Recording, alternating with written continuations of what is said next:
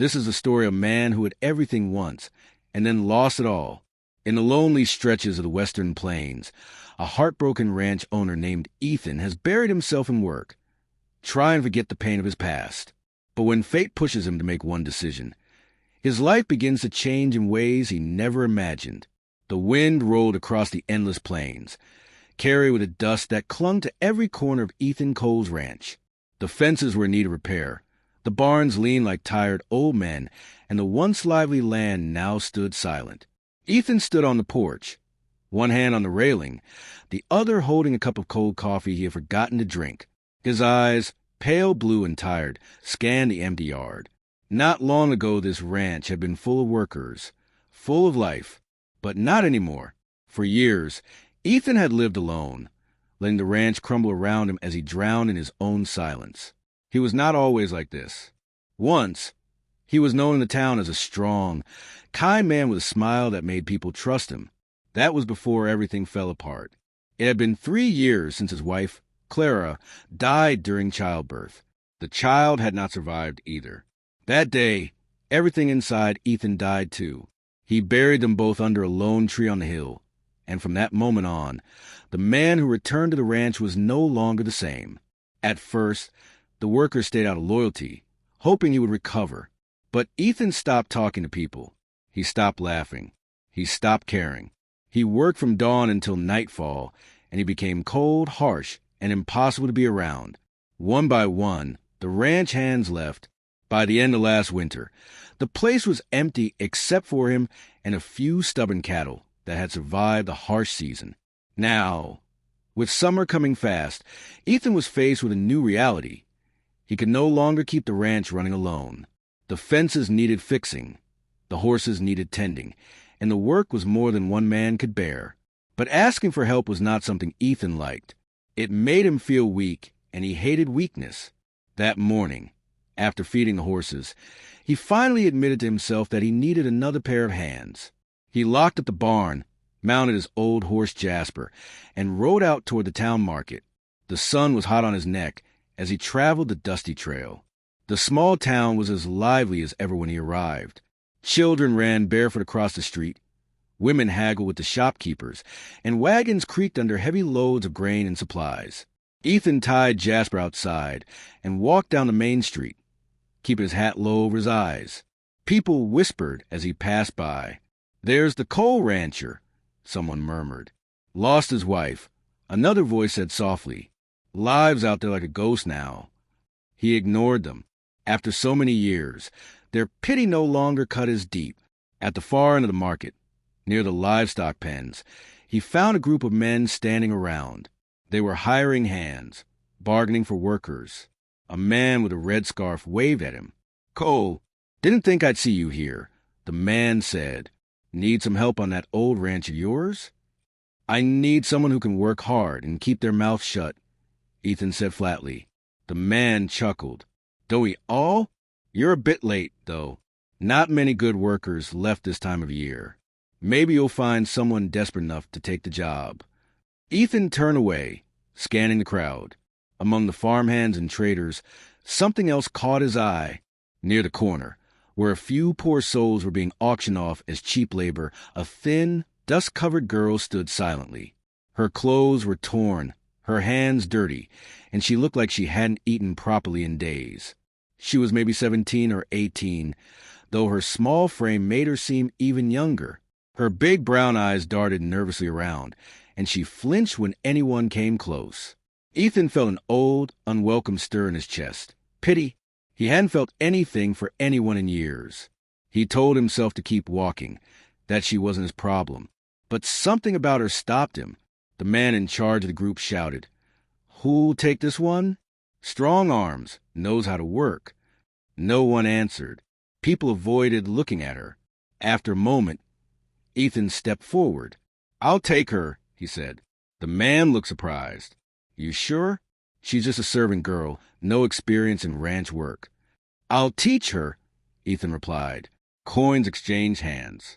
The girl didn't look up as she was handed over to him. She held her small bundle of belongings close to her chest, her shoulders tense. Ethan turned to leave, and after a moment's hesitation, She followed him. People stared. Whispers rose in the market. "He bought a servant girl," someone said under their breath. "Guess the ghost rancher finally found company," another said. Ethan ignored it all. He mounted Jasper and reached down a hand for her. She hesitated, then placed her small hand in his calloused palm and climbed up behind him. As they rode out of the town, the plain stretched endlessly ahead. The girl sat stiffly, unsure if she had just been saved or walked into another kind of prison. Ethan kept his eyes forward, saying nothing. Neither of them knew then that this ride would change both their lives forever. The sun was still high when Ethan reached the far end of the market where the cheap laborers stood. It was a noisy place, full of voices bargaining over wages and animals kicking up dust.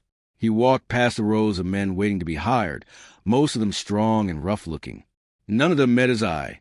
Everyone knew Ethan Cole was not a man you wanted to work for. His reputation for coldness had grown just as big as the ranch he owned. He was about to turn back, thinking maybe it was pointless, when he saw her, standing a little apart from the others, almost as if she wished she could disappear, was a girl.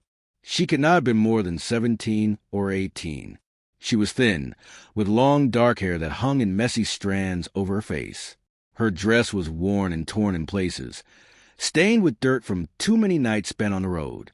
She stood very still, clutching a small bundle of belongings against her chest, as if it was the only thing keeping her together. Her eyes were big and brown, but there was no light in them, only a tired kind of fear. She didn't call out to the crowd like some of the others did, didn't beg for work.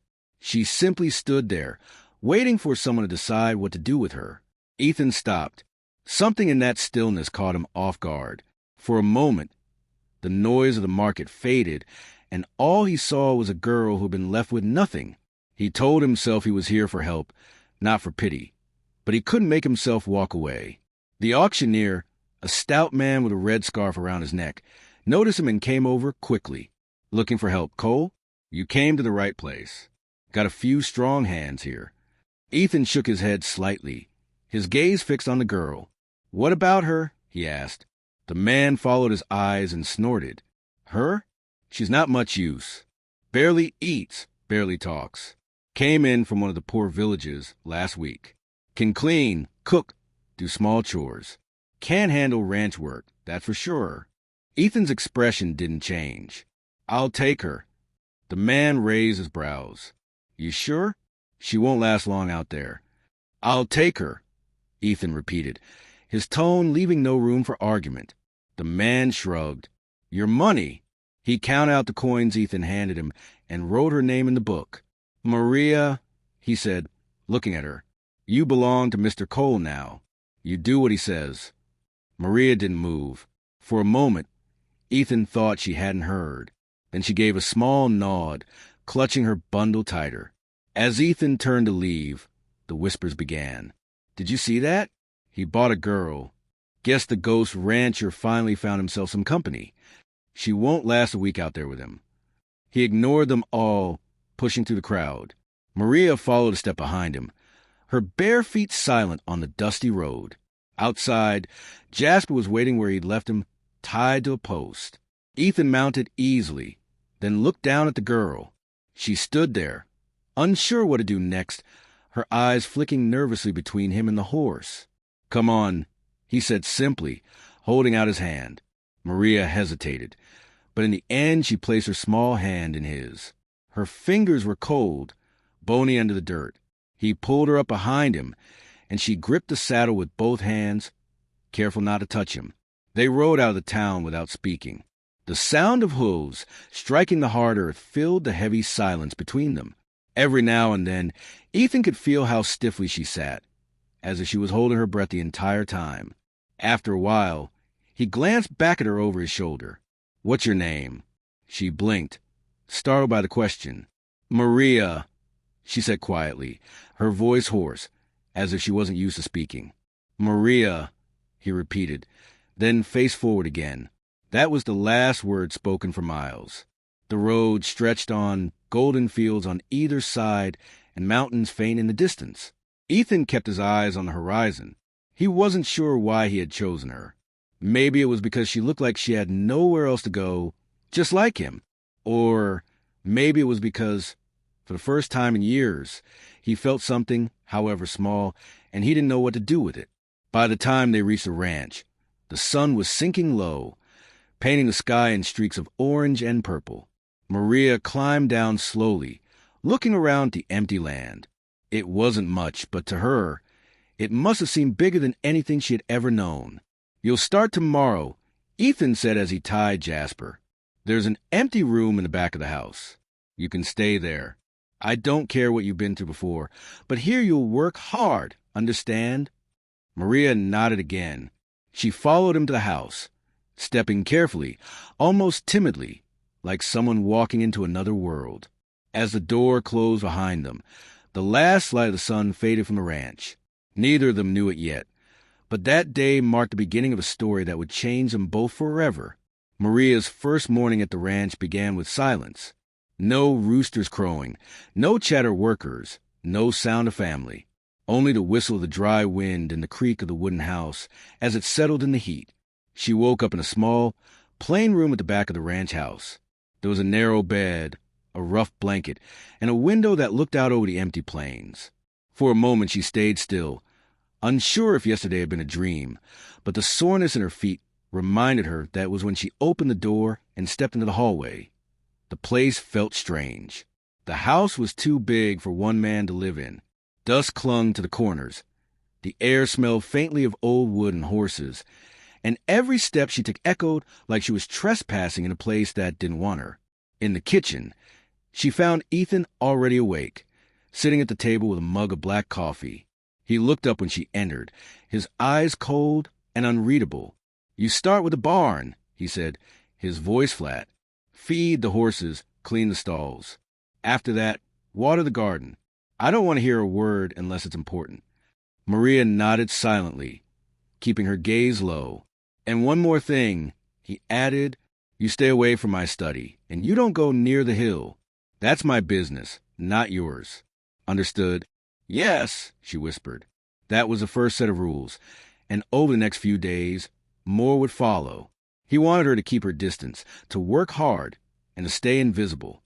The ranch was a lonely place. With no other workers around, Maria spent her days in long, exhausting silence. She swept the porch, scrubbed the floors, cooked simple meals, and washed clothes until her hands ached. In the evenings, she cleaned out the barn and tended to the horses. All real.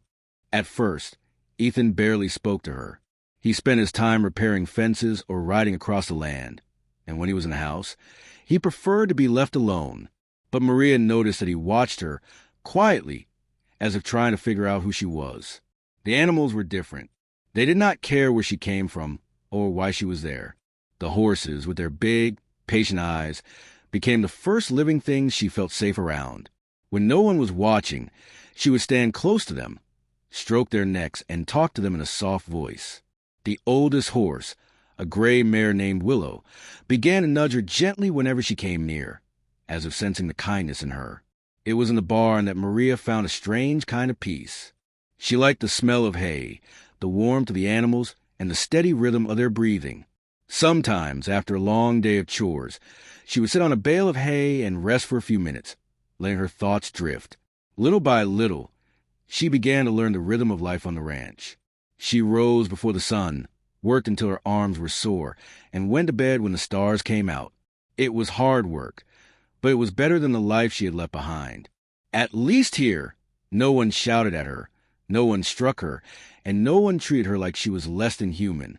One evening, as she was carrying a bucket of water from the well, she stumbled on a loose stone and spilled half of it. She froze, expecting Ethan to scold her. He had been fixing a fence nearby and turned when he heard the splash. Instead of yelling, he just said, "Careful, you'll twist an ankle if you keep looking at the ground." Maria glanced at him, surprised. For a second, she thought she saw something softer in his expression, but it was gone as quickly as it came.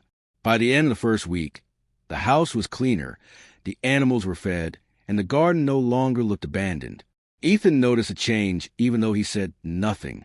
For years he had been living in a house that felt like a tomb, and now, without realizing it, Life was slowly creeping back in. At night, Maria lay on her narrow bed, staring at the moonlight through the small window. She still didn't know what kind of man Ethan really was. He was strict, silent, and distant, but he wasn't cruel. He had bought her, yes, but he hadn't treated her like an object. That alone was enough to confuse her.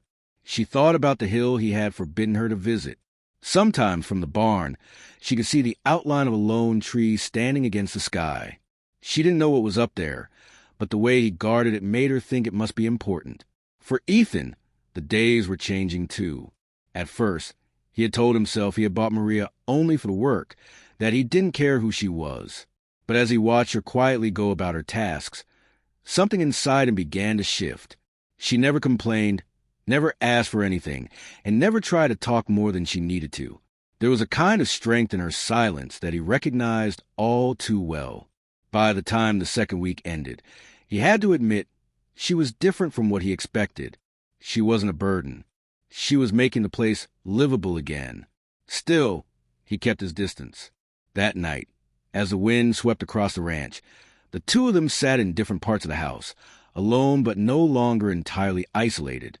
Somewhere in that empty land, without either of them realizing it, the first fragile thread between their broken worlds had been tied. The days on the ranch began to settle into a steady rhythm. Ethan had grown used to waking up to the faint sound of sweeping in the hallway or the soft clatter of dishes from the kitchen. Maria, without ever being asked, had taken over the small domestic tasks that Ethan had long ignored. For years, he had eaten dry bread and cold beans without caring.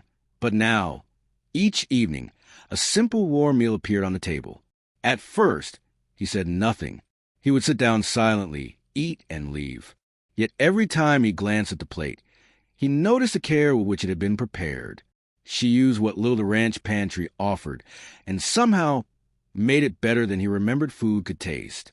Her quiet dedication didn't stop there. One afternoon, Ethan came in from fixing a fence to find his old work shirts washed and hanging on the line, the worn fabric fluttering in the wind. They were clean for the first time in years. Inside, boots that had been caked with mud for months had been scrubbed and set neatly by the door. For a man who had been living in disorder, it was impossible not to notice. Still, Ethan kept his distance. Words didn't come easily anymore. He would nod slightly in acknowledgement when she passed him a meal or brought him water from the well. But nothing more. The ranch house was full of movement now, yet silence clung to it as much as ever. One late afternoon, after a long day of hauling feed, Ethan came in and found Maria setting bread on the table. The sun through the window caught her hair, now a little cleaner, and for a second he was reminded of another time of Clara bustling around the same kitchen. The memory stung. "You missed a spot in the barn," he said suddenly, his voice sharper than he intended. "If you're going to do something, do it right." Maria froze, her hand stilled on the loaf of bread. She didn't argue or defend herself. She just lowered her eyes and whispered, "I'm sorry." The sound of those two words hit him like a stone. He saw her small shoulders, the way she stood perfectly still, bracing as if expecting more. He opened his mouth, then closed it again, angry with himself. Without another word, he left the kitchen and went to his room, slamming the door behind him. That night, sleep didn't come easily. He sat on the edge of his bed, staring at the floor, hearing her quiet apology over and over in his head. It wasn't her fault. The barn had been a mess long before she arrived. She was trying, and he had treated her like she was no different from the world that already hurt her. In the morning, he found her outside by the well, pulling up a bucket of water. She looked tired, but she greeted him with a small nod. "You did fine yesterday," he said finally. His voice was softer this time. "The barn. You did fine." Maria blinked, unsure she had heard him correctly. Then she gave a small nod. "Thank you," she whispered. After that day, something began to shift between them. It wasn't sudden, but little by little, the air between them became less heavy. Ethan noticed her more, not just the work she did, but the way she moved through the ranch like she belonged there. She started to prepare meals that reminded him of the kind of food his mother used to make when he was a boy. She even managed to patch up a rip in one of his shirts, the stitches uneven but strong. One evening, as he came back from the fields, he found her standing by the corral, brushing down Willow, the old gray mare. The horse stood still under her gentle hands, eyes half closed. "She likes you," Ethan said from behind her. Maria jumped slightly, not realizing he was there.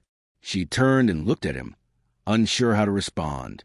"She's a good horse," Maria said quietly. Ethan nodded, leaning against the fence. "Took care of her for years. She's stubborn, but she's loyal." For a moment, they just stood there in the fading light, neither rushing to fill the silence. After that, he began to let her feed the horses more often, sometimes even showing her how to do certain tasks around the ranch. He never said much, but his actions were different now. He walked a little slower when passing by her, spoke with a touch less sharpness, and sometimes even asked if she'd eaten. To anyone else, these were small things, but to Maria, they felt like a doorway opening just a crack in the wall he had built around himself. In return, she began to look at him differently, too. She had seen men with cruel hearts before, and Ethan wasn't one of them. Broken, yes. Closed off, definitely. But not cruel. By the end of the month, the ranch no longer felt quite so empty. Something unspoken had settled between them. Something fragile but real. They still spoke only when necessary. But when they passed each other in the hall or crossed paths in the fields, there was no longer a wall of fear between them. For two people who had built their lives on silence, this was the beginning of a bond neither of them had expected. The summer wind carried the scent of dry grass as the evening settled over the ranch. After a long day of work, Maria sat outside on the wooden steps, her hands resting on her knees. The sky above her was streaked with colors, orange fading into purple, the first stars flickering faintly. She liked this time of day. It was the only time when the ranch was quiet enough for her thoughts to wander. She didn't hear Ethan approach at first. He came back from the far pasture, his hat in one hand, shoulders heavy from the day. He slowed when he saw her sitting there, staring at the horizon as if trying to remember what peace felt like. "You finished the barn?" he asked, his voice even. "Yes," Maria replied softly. For a moment, neither of them moved. The silence between them felt different tonight. Not heavy, just waiting. Then Ethan surprised himself by lowering down on the step beside her. He wasn't sure why. Maybe because for the first time in years, he felt the need to speak to someone, even if that someone was a girl who barely knew him. "You never asked me anything," he said after a while. Maria glanced at him, startled. I don't think it's my place," she admitted. Ethan gave a small, humorless smile. "Fair enough." Another pause. The sky deepened. Finally, she asked, so quietly he almost didn't hear, "Do you want to tell me why?" The question hung in the air, simple and honest. Ethan didn't answer right away. Instead, he turned it back on her. "You first," he said. Maria hesitated. Part of her wanted to stay silent, to keep her pain locked away as she always had. But something in his tone told her that he wasn't asking out of curiosity. He was asking because he understood. "I was born in a small village," she began, her voice steady though her hands trembled. "My father died when I was 10. After that, things got bad. My mother sold me to a man when there was no food left. She said it was the only way to survive." Ethan didn't speak. He just listened, his jaw tight. "I worked in houses. Cleaning, cooking. If I did something wrong, they hit me. When I got older, they made me work in the fields. Then I was sold again. Each place was worse than the last. People don't see girls like me as people." She looked down at her hands. "I thought I would never get out. The last man, he used to say I was lucky he kept me alive. I believed him." Her voice faltered. "When they brought me to that market, I thought it was the end. Nobody wanted me. I thought I would disappear there." For a long moment, the only sound was the wind moving through the grass. Ethan's hands were still, his knuckles white against his knees. "You're here now," he said finally, his voice low. "And nobody's going to hurt you here. Not while I'm around." Maria nodded but said nothing. She could feel the weight behind his words. Then, unexpectedly, Ethan spoke.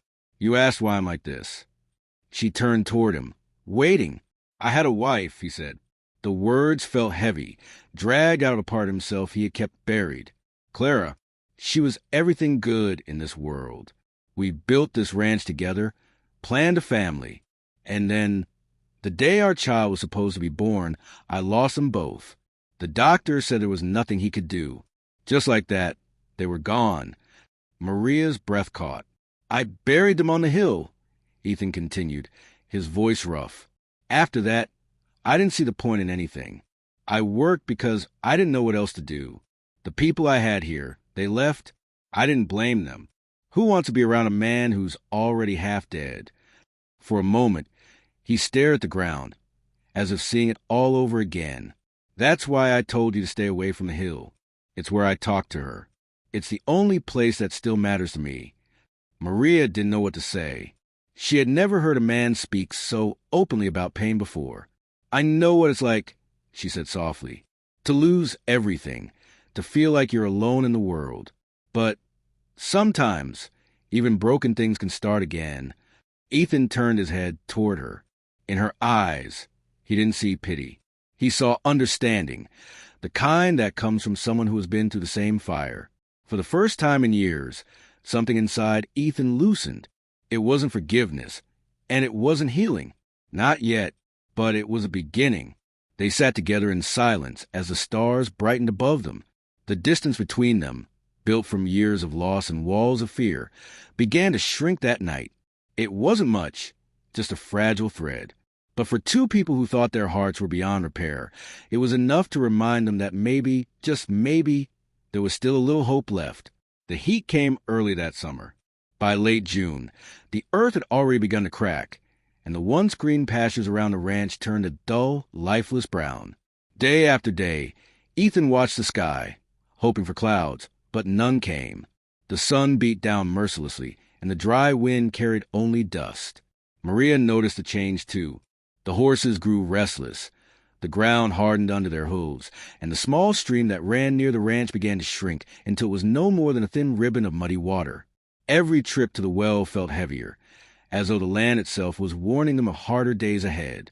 The first sign of real trouble came when one of the cattle fell sick.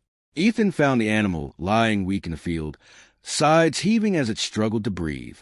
By the end of the week, 2 more were sick. He did what he could. Clean water, medicine, but the heat made everything worse. Without enough grass and water, the herd began to thin, ribs showing under their hides.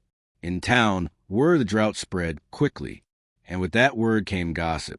People whispered in the market, their voices carrying easily in the still, dry air. "They say he took in a girl," one woman said, shaking her head. "Bad luck? That one. Ever since she came, his ranch is falling apart," another replied. "Should have known better than to bring someone like her here," a man muttered. Maria heard the whispers when she went into town to fetch supplies. She kept her head low, gripping the basket in her hands, trying to ignore the stares. It wasn't new to her. People had been looking at her that way for most of her life. But now, it hurt in a different way, because this time, she felt she had finally found a place she wanted to belong. Ethan noticed the tension, too. "Don't listen to them," he said one evening as they repaired a section of the fence together. "They think it's my fault," Maria said quietly. "They think that no matter what. Folks need someone to blame when things go wrong," he replied, his voice calm. Then he added, "I don't." His words gave her a small measure of comfort, but the problems didn't stop. The sickness in the herd spread. The water in the well dropped lower with each passing day. By mid-July, the ranch was struggling in a way Ethan hadn't seen in years. And then the past came knocking. It happened on a blistering afternoon. Maria was in the barn, brushing down willow, when she heard the sound of hooves pounding hard against the dry earth. She looked out through the open door and saw a group of riders approaching. At their head was a man she recognized instantly, tall, broad-shouldered, with a cruel smile she would never forget. Her heart stopped. It was her old master. He reined in his horse outside the barn and looked around with a sneer. "So this is where you've been hiding," he said loudly. "I heard the ghost rancher took you in. Should have known I'd find you here." Ethan came out of the house at the same time, wiping sweat from his forehead. He froze when he saw the strangers, his eyes narrowing. "What do you want?" he asked, his tone hard. The man grinned. "That girl belongs to me. She ran away before I gave her permission. I came to take back what's mine."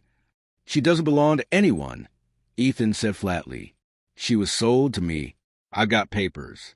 You think you can just buy her and pretend the past doesn't exist? It doesn't work that way," the man said, his voice growing louder.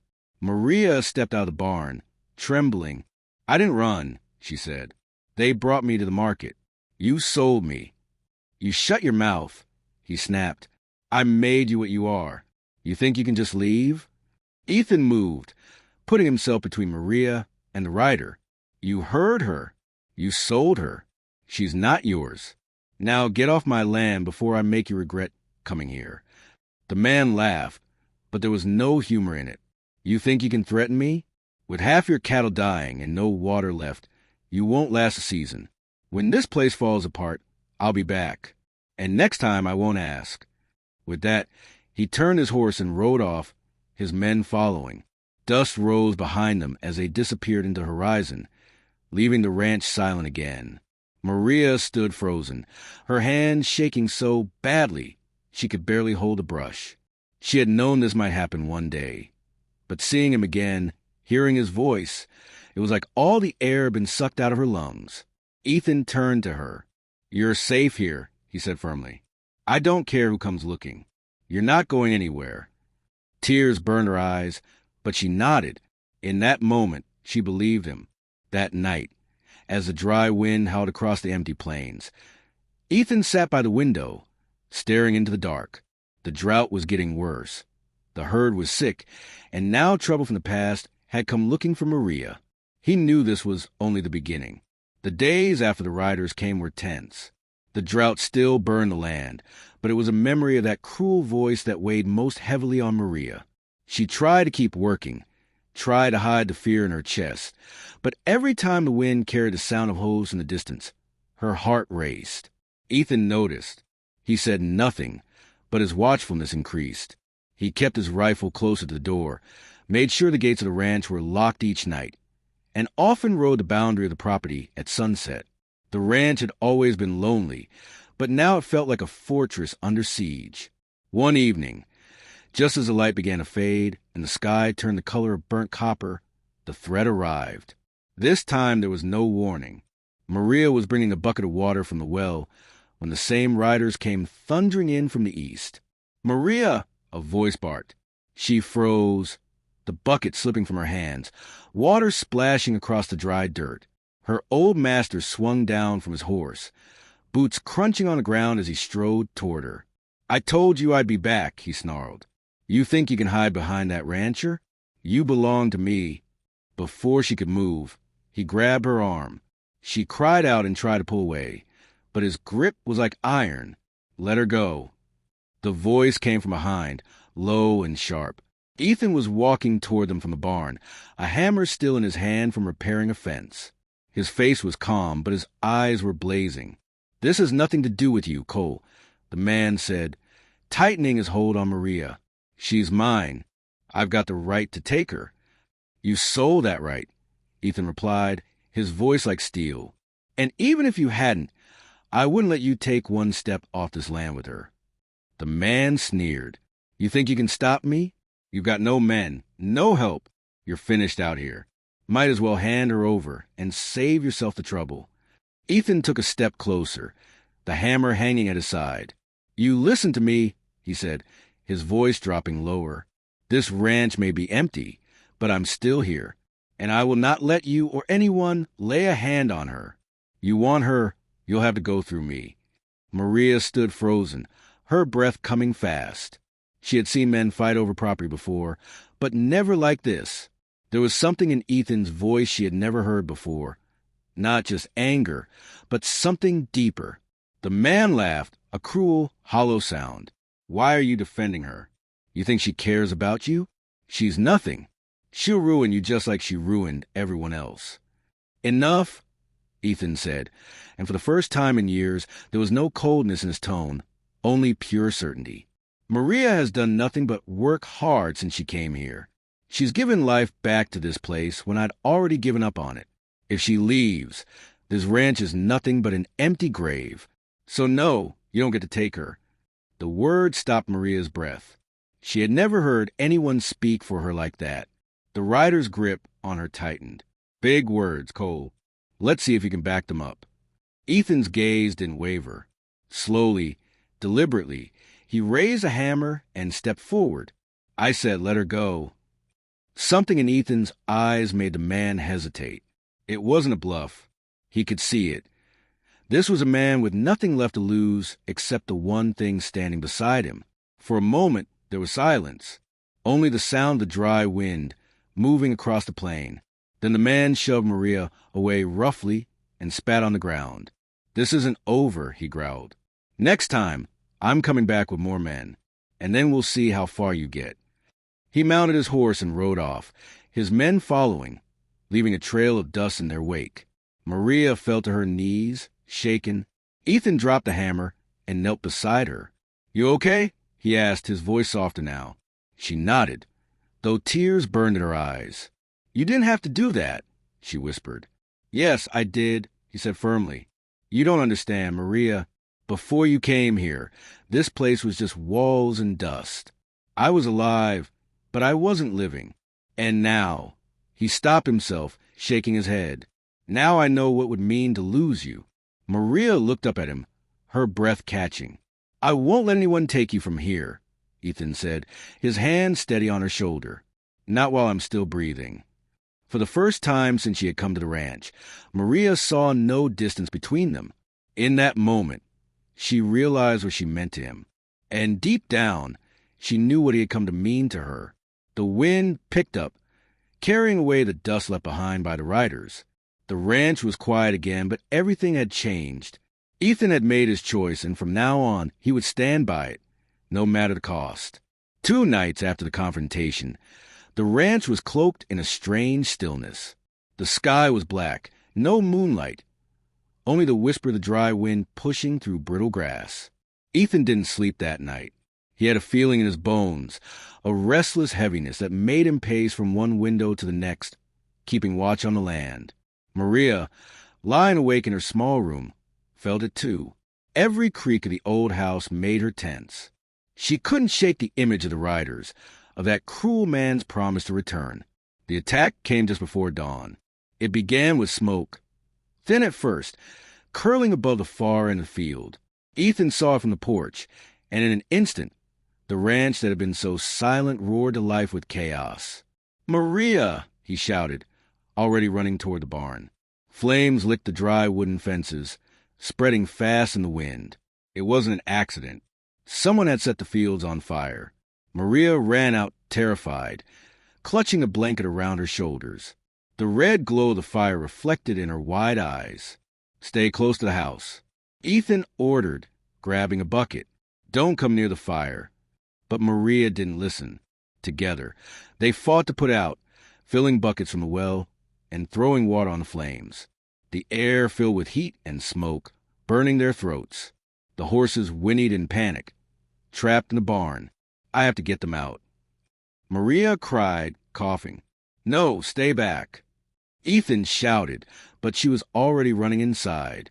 He cursed under his breath and followed. Inside the barn, the smoke was thick, turned the world into a blur. The terrified animals kicked at their stalls. Maria, covering her mouth with her sleeve, managed to untie Willow first, coaxing the mare toward the door. Ethan grabbed the other ropes, guiding the horses out one by one. Just as the last of them bolted to safety, the roof above them cracked and a burning beam came crashing down. Without thinking, Ethan lunged, pushing Maria out of the way. The beam struck his shoulder, knocking him hard to the ground. Ethan! Maria screamed, dragging him by the arm as flames swallowed the barn. With all the strength she had, she pulled him outside, coughing and choking until he collapsed on the dirt. The fire raged for hours, but by sunrise, the worst had passed. The barn was gone, reduced to a skeleton of blackened beams. The horses were safe, but the ranch looked like a battlefield. Maria knelt beside Ethan, who was sitting on the ground, holding his injured shoulder. Blood soaked through the sleeve of his shirt, his face pale. "We need to clean this," she said, her voice trembling. He shook his head. "I'm fine." "No, you're not," she said firmly, surprising him with the strength in her tone. "Come inside." In the kitchen, Maria boiled water, tore strips from a clean sheet, and gently cleaned the wound. Ethan didn't flinch, but his jaw was tight, his eyes fixed on her as she worked. "You could have been killed," she said quietly, not looking at him. "So could you," he replied. She tied the bandage around his arm, her hands shaking. "Why did you do that?" "Because I couldn't let anything happen to you," he said simply. The words made her pause. She looked up, meeting his eyes. For a moment, the rest of the world, the ruined barn, the blackened earth, the drought, disappeared. "You keep saying that," she whispered, "that I'm safe here. But why? Why do I matter to you?" Ethan exhaled, the truth he had been holding back for weeks finally breaking through. "Because without you, this place is just dust. And without you, I am just a man waiting to die." Maria's breath caught. Her fingers trembled as she adjusted the bandage, not trusting herself to speak. "I thought I had nothing left," Ethan continued, his voice rough. "And then you came here. You worked, you stayed silent, but somehow you made me feel alive again. I don't know what that means yet. I just know I can't lose you." Tears filled Maria's eyes, but she blinked them away, afraid they would spill. She had spent so long being nothing to everyone around her. Hearing these words was like light breaking into a locked room. "You won't lose me," she whispered. "Not unless you send me away." "I'd never do that," Ethan said. She finished tying the bandage, then sat back, exhausted. For a while, neither of them spoke. The only sound was the faint crackle of the dying fire outside. In the quiet, something changed between them. The fear and walls that had stood for so long were cracked open. They had seen in the fire and the smoke what it meant to almost lose each other. And in that moment, there was no denying what was growing between them. Fragile but fierce. The days after the fire were slow and heavy, but for the first time in weeks, the ranch began to feel alive again. The smoke had cleared, leaving behind blackened earth, but the worst was over. The sky, as if it had finally taken pity, sent a few days of light rain that softened the land and filled the air with the fresh smell of wet soil. It wasn't enough to erase the drought completely, but it was enough to give them hope. With the help of those small showers, the pastures began to show faint patches of green again. The horses calmed, and Ethan worked tirelessly, even with his bandaged shoulder, to rebuild the fences and prepare a new shelter for the animals. Maria, as always, stayed beside him, cleaning, cooking, and helping with the chores as if the ranch was her own. Life began to settle into a fragile normalcy. Every evening, they sat on the porch to watch the sun sink into the horizon. Neither said much, but there was a quiet understanding between them that hadn't been there before. One such evening, with the wind soft and the sky painted in warm shades of gold, Ethan came out holding a folded piece of paper in his good hand. He looked at Maria for a long time before speaking. "I've been thinking," he said slowly, "about everything that's happened. About you." Maria looked at him, uncertain. "What about me?" Ethan handed her the paper. "This is your freedom." She hesitated, unfolding it with careful fingers. It was a document, signed and sealed, releasing her from any claim of ownership. "You're free, Maria," Ethan said, his voice steady. "You don't owe me anything. You don't have to stay here another day if you don't want to." For a long moment, she just stared at the paper, unable to believe it. "You bought me," she whispered. "And now you're letting me go?" "Yes," he said, "because you were never mine to own. I should have done this the day I brought you here. You can go wherever you want now. You can start a life that's truly yours." Maria's hands trembled.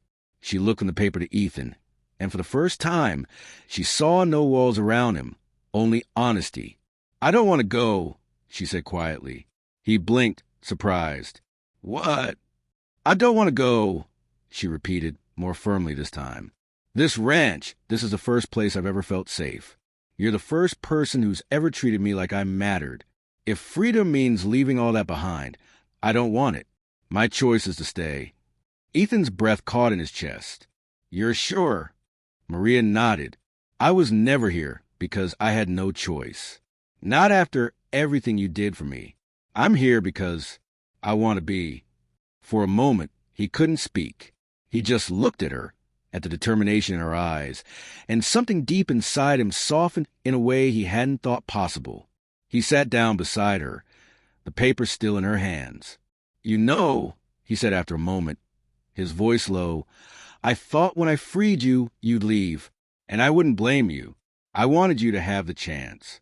But hearing you say you want to stay, he shook his head, smiling faintly. I can't explain what that means to me. Maria smiled back, a small, shy smile that lit up her tired face. You don't have to explain. I already know. From that day on, their bond grew stronger, no longer tied by obligation or need, but by choice. They began to share more, small moments of laughter, quiet stories about their past, plans for the future. The silence between them was no longer empty. It was comfortable, filled with the presence of two people who had learned to trust each other. As the days passed, Ethan found himself watching Maria more often, not just the way she worked, but the way she carried herself now, with a kind of strength that came from finally belonging somewhere. And Maria, in turn, began to see the man behind the hardened exterior, a man whose heart was slowly healing. The ranch, too, reflected this change. Where there had once been only dust and despair, there was now movement, purpose, and the faint stirrings of new life. One evening, as the sun dipped low and painted the sky in shades of pink and gold, Maria stood on the porch looking out over the land. Ethan stepped up beside her. For a long time, they said nothing. Finally, Ethan broke the silence. I never thought I'd say this, he said, but with you here, this place feels like home again. Maria looked at him, her heart full. That's how I feel, too. The wind carried their words away, leaving only the quiet, steady rhythm of two hearts that had found each other after years of being lost. Months passed, and the harsh season slowly gave way to softer skies. The drought eased. The land, as if grateful, began to bloom again. Grass returned to the pastures and shades of green Ethan hadn't seen in years, and the herd grew healthy and strong. Where there had been blackened ruins, a new barn stood tall, a symbol of survival. The ranch, once silent and lifeless, now pulsed with activity. There were days filled with work, laughter, and the steady rhythm of rebuilding. From sunrise to sunset, Ethan and Maria worked side by side. It was no longer the work of a broken man and a servant girl. It was the work of partners. Time had carved something new between them. Their hands, callous from labor, found comfort in each other's company. What had once been walls between them had turned into a bridge, built from shared pain, long nights, and the fragile hope of something better. The villagers who had once gossiped began to notice the change, too. They saw the ranch recover and flourish. They saw Ethan, once an isolated figure of grief, walking to the market with Maria by his side, no longer carrying the weight of the world alone. Slowly, the whispers faded. One evening, a soft golden light spread across the land as the sun began to sink. Maria stood at the edge of the pasture, watching the horses graze. Her dress fluttered in the breeze, and her eyes, once full of fear, now held peace. Ethan walked up beside her, the brim of his hat casting a shadow across his face. For a long time, they stood in silence, just looking at the ranch that had almost been lost. It's different now, Maria said quietly. Yes, Ethan agreed, his voice steady. Feels alive again. She turned to look at him. So do you. He met her gaze, and there was no hiding what she saw there. That's because of you, he admitted. I spent years believing I was done with life, that there was nothing left worth living for. Then you came here, and you reminded me what it feels like to care again, what it feels like to have someone to fight for. Her heart ached at the honesty in his voice. And you reminded me what it feels like to be safe, she said softly, to belong. The words hung in the air between them, unspoken yet understood. Weeks later, they stood together on the hill where Ethan had buried Clara and their unborn child. Maria had never been there before. Ethan had asked her to come, saying it was time. He knelt down, setting a bouquet of fresh wildflowers on the grave. For a moment, he didn't speak. Then he whispered, "I'll never forget you, but I think I've been given another chance to live, and I hope you wanted to take it." Maria knelt beside him, placing her hand gently over his. "I think she would," she said. That day marked a quiet turning point. Ethan stopped looking backward with pain and started looking forward with hope. As the seasons changed, the ranch became something neither of them had ever expected. A home. They worked together, laughed together, and faced each day knowing they were no longer alone in the world. The bond that had started in silence grew into something deeper.